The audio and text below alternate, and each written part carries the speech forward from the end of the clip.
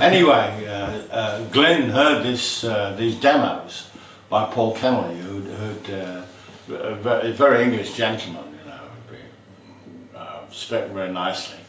And then when he sung, he came up with this really southern drawl, which was a little bit, as Glyn says in his book, a bit disconcerting to say the least. But anyway, he took it to A&M Records. Now the boss of A&M Records were Herb Alpert, the trumpet player, and a guy called Jerry Moss, who was a great pal of Glyn's.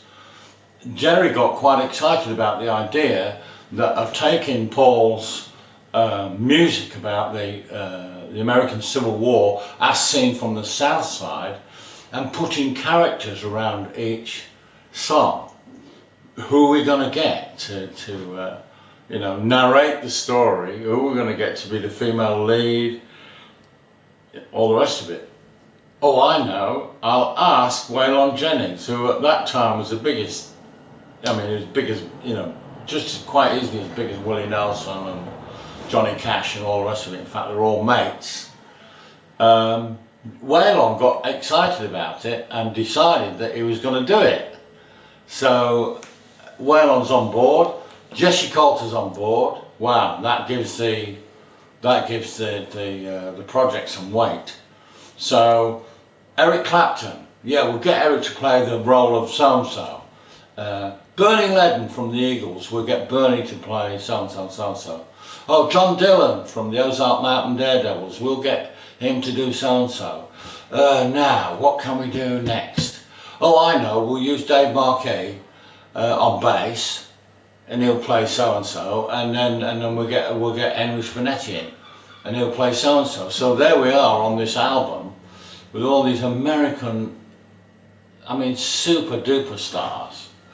And there's me and Henry, you know, playing the bass, and the drums just going, and it's all like that, more or less, except Glyn said to me afterwards, he said, these guys, he said, they're all, like you said, Nashville sounds and all this, they couldn't believe what you'd done with their music. And I remember thinking to myself at the time, I can't think we've done anything like, you know, out of the ordinary, but apparently they loved it. Unfortunately, the album wasn't a great success, which is such a shame, because it's one of the best put together albums ever.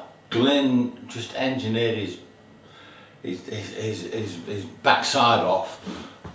Beautiful sounds. Waylon Jennings, I'll never forget Waylon, standing up to the microphone with this little Telecaster, and he was supposed to sing one song and do a solo, and he just stood there and did it in one take, and my jaw was like, and the solo's a really good one as well.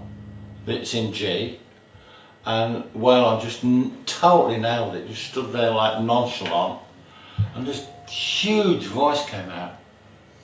Anyway, that's something I'm really proud of. They did a little booklet and everything with it, if you know, White Mansions. And this is, there it is.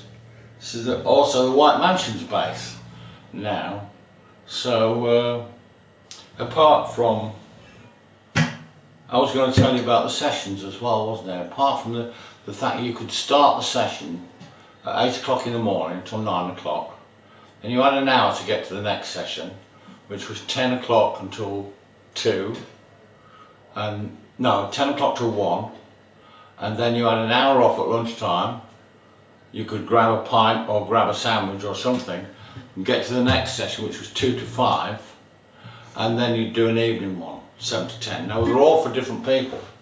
So you do a jingle in the morning, a recording session in the afternoon, in the morning straight after. Charles Aznavour, that was somebody I used to work for a lot early in the morning in the studio opposite Decca.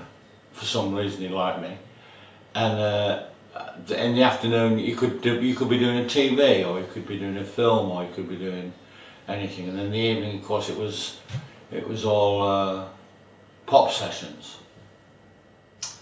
But eventually, we got to the point where we would get booked for blocks of time.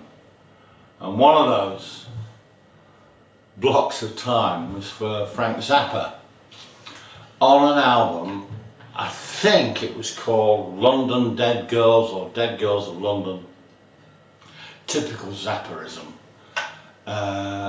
And we were booked for 10 days to do it. Me and the drummer Simon Phillips were locked in this studio with Frank and a guitar player, and forgive me, I can't remember his name. Lovely guitar player, ended up working with Eric. So we locked in for 10 days. Now this is how Frank Zappa used to work, right? The artist was a guy who was the Ravi Shankar's cousin. And Ravi Shankar, as you know, was a sitar player. This guy, somebody Shankar, was a violin player. Now if you know anything about Indian music, I did a little bit know about it. These things are like tone prayers, they're like prayers, these things. And they're not written in time, although there is a meter to them. And the chords that you've got to try and put, so he's playing as this tone poem, and we've got to put the chords to it.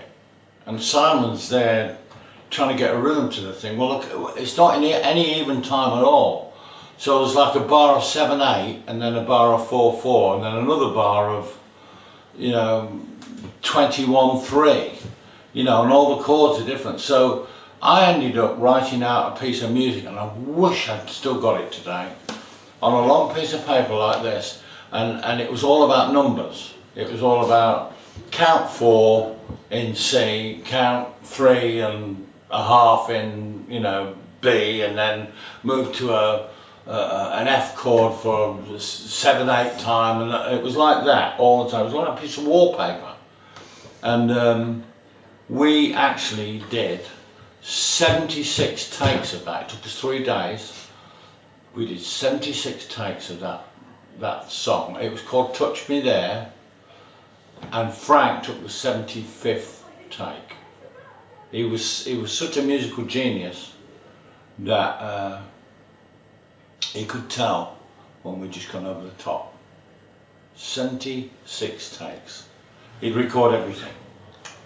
That's the bass there, right there in front of your eyes. So, hey, it's pretty unique. It's a pretty unique instrument. I used it for all that stuff, and that was the night that he showed us that plasticine fantasy that he'd composed. I didn't understand it at all, not at all. But he turned up in his Rolls Royce, and he left in his Rolls Royce, and that was it. But there we are, me bass. But now, I haven't played this bass since 1979, because I joined Eric Clapton in 1979, probably as a result of those sessions with Waylon Jennings. And Music Man, the Music Man basses, they said to me, "We want you to endorse us." And I said no. And they said, "Why not?" I said, "Because I'm used to playing a rosewood neck." I mean, look at that beautiful rosewood neck on there, my gosh. I said, "You don't make them, Music Man, you don't make them. We'll make you one," they said. So I've got the very first one, but I've been using that ever since. And this beauty has been in its case. I've played it a few times since then, but nothing. So it's time for it to go.